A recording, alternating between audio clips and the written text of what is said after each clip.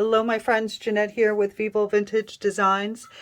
Today I wanted to play with the alcohol ink markers that I purchased at Five Below, and I just tried them out on a piece of paper and a little bit on tile, but today I'm going to play with them a little bit more. So I bought these at Dollar Tree. Each set was $5. These are neutral colors and these are brighter colors, and I think that they have their dual tip, and the broad tip is really nice and broad, and the smaller tip is very nice and narrow for some great thin lines.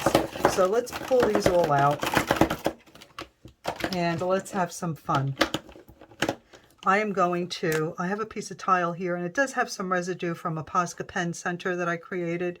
I did clean off the rest of the tile. This is my practice tile. So I'm just going to add some lines.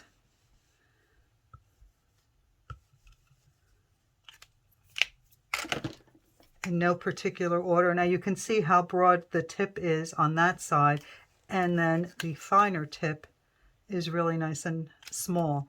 But I'm going to use the broad tip for this demonstration today.